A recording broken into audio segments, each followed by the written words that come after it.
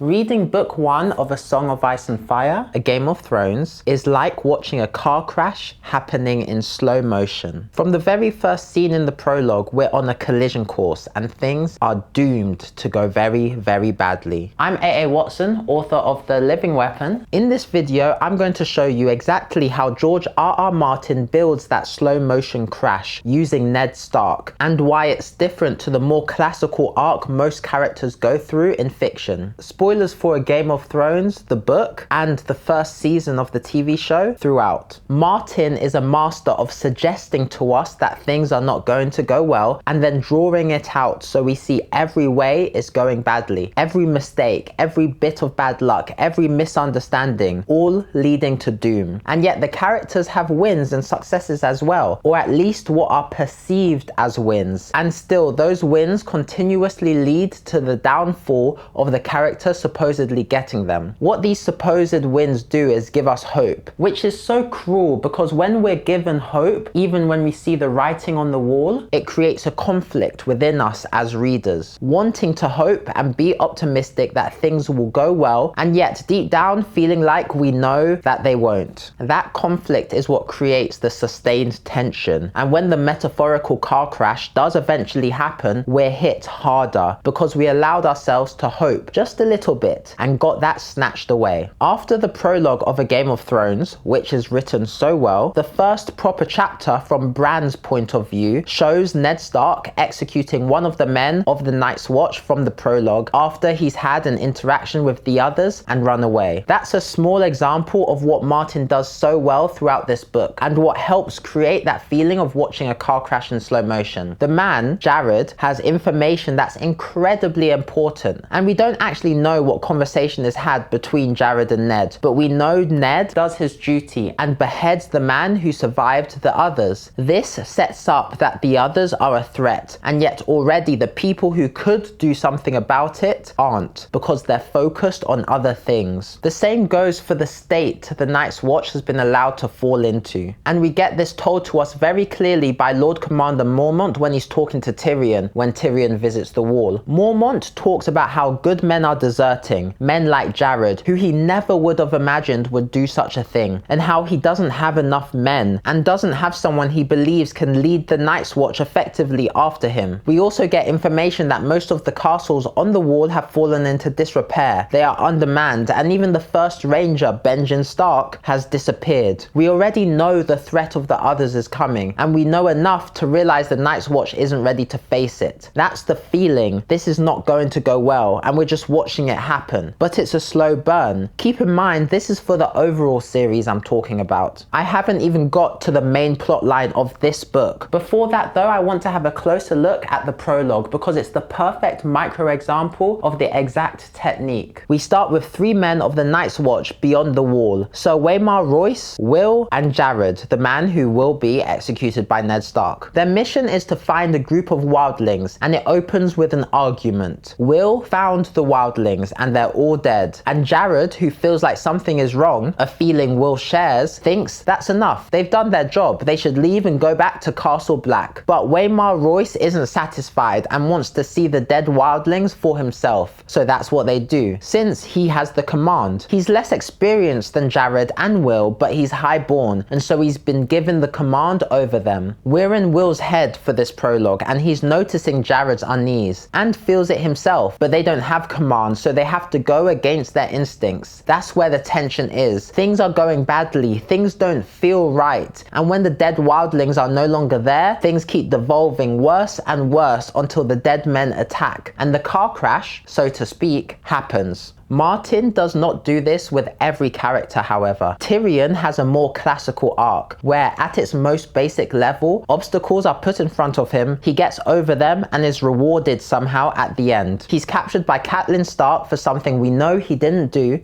he gets imprisoned in the Vale but manages to talk his way out, calls for a trial by combat which Bronn fights for him and wins. Tyrion and Bronn then travel through the Vale, which is very dangerous because of the mountain clans, and yet Tyrion manages manages to convince the mountain clans to join him. He rejoins his father out in the field with an army, fights in a battle against the Starks, actually fights, instead of getting knocked out at the beginning like in the show. He survives and is rewarded at the end by being sent to King's Landing to rule as Hand temporarily in his father's place. That's a very classic character arc. Struggles, overcome them, get rewarded. It's a simplistic way of looking at character arcs, but if you break down many arcs, that's how it goes. I just watched Christopher Nolan's The Odyssey in the cinema, so let's use Odysseus as an example. He wants to get home, goes out to sea, gets a lot of obstacles thrown at him, many obstacles, for 10 years, eventually overcomes them, gets home, and is rewarded with being reunited with his wife. Same idea. This is a great arc used all the time, including the classic hero's journey following this basic shape. But what Martin cleverly does with some of his characters inverts this. The example is the Great Lord of Winterfell, Ned Stark. At the beginning of the book, we see who Ned is. Honorable, has his morals that he sticks to, has some secrets, isn't perfect, but very clearly someone who holds certain values of what's right and tries to live by them. He has a loving wife, is the lord of the biggest kingdom in the 7 kingdoms, has many children, and then he gets news that Jon Arryn is dead. But King Robert, his best friend,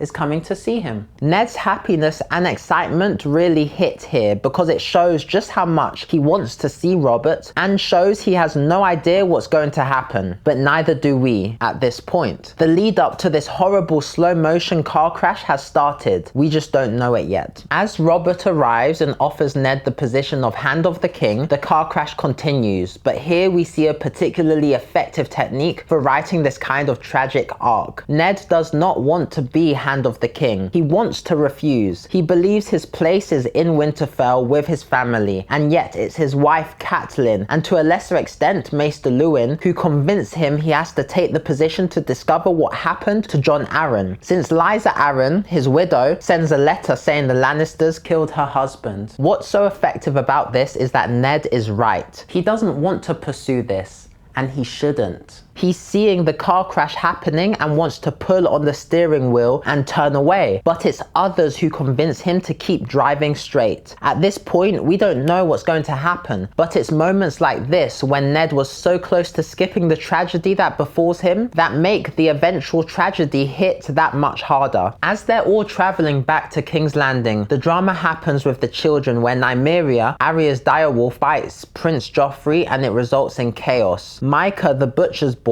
who was Arya's friend, is killed. Nymeria is sent off into the wild. Arya hides for a couple of days. Lady, Sansa's wolf, is killed. But more than anything, we get a glimpse into what court life is like, what Ned is up against. We see the way Robert wants to pretty much ignore the problem and sweep things under the rug, how spiteful Cersei is, the incredibly little thought given to the lives of ordinary people, and the horrible side of Joffrey, though we've been seeing hints of that already. This is just a peek into what Ned is walking into, and we're starting to see, wait a second, this is not going to be a walk in the park. Martin shows us just how clueless Ned really is, and how clueless most of the Starks are honestly when it comes to politics. Ned went into this wanting to be honorable and merciful and just, and he didn't realize he was walking into a game of deception. He thought he was playing by the same rules he always had, and he wasn't. This is where Catelyn comes into it too, because as much as we feel for her, she makes so many mistakes. The way she pushes her agenda onto Ned, the way she's constantly wrong and messing things up for people. It's a different kind of bad to Cersei, for example. Later on in the series, we see that Cersei makes dumb decisions. She's blinded by paranoia and selfishness, and you can track exactly how that corrupts her thinking. But Catelyn is positioned as the adult in the room, the one who's supposed to know better, the one counseling wisdom, and yet she consistently acts with less judgment than anyone around her. Martin writes her so you nod along with her reasoning as she walks into disaster after disaster. That's what makes it so frustrating. She's not evil, she's just painfully bad at making decisions, and that adds to the frustration and tension we feel when reading through the story. Then you get Robert on top of all of this, ignoring and delaying and procrastinating on every problem put in front of him, except except for Daenerys. And that procrastination is part of the reason all of this eventually leads to war. Nobody in a position to stop this slow motion crash is doing anything to actually stop it. Then you get the moment with Arya when she tells Ned what she heard, men talking about killing him, and he just doesn't believe her. He doesn't even really listen. She tells him she was in the dungeons, that there were monsters, a mama's fast, the wolf and the lion talking about killing the hand, and he just assumes it's mamas, which is so stupid when you think about it. He knows the dragons are kept in the dungeons. He knows what a mama's fast actually is, and he still doesn't put it together. He didn't think it through for even a moment. It's small, but it's another one of those moments where the crash could have been avoided and wasn't. From the moment Ned finds out Cersei's children aren't Robert's, it's just mistake after mistake after mistake from him. Refusing Renly's help to move on the children when he had the chance, trusting Littlefinger instead, not playing the long game at all. What Littlefinger actually suggested was probably the smart move, but it went against everything Ned believed in, so he didn't take it. He lived by his own code right up until the point where he didn't. And it's not just Ned, it's all the Starks really. They're useless at this kind of politics. Sansa going to Cersei and telling her about her father, basically betraying her own family without even understanding that's what she's doing, is one of the biggest mistakes in the whole book. Because we see it from everyone's point of view, we get to see exactly how clueless these people are. Sansa thinking the whole thing is a story playing out. Ned thinking honor will carry him through a court built on deception. And it ends in the execution of Ned Stark. The car crash happens. This kind of thing has been done before, of course. Just look at some of Shakespeare's tragedies. But the way Martin is able to make it work is a masterclass in writing with sustained tension and creating that feeling of watching a car crash in slow motion. Which is why the death of Ned Stark is such an impactful moment in popular culture. It gets to the point where we as the readers can see it, but the characters, the people driving, cannot. Thanks for watching. If you like this video, then why not subscribe? I have more videos just like this on the way. AA Watson out.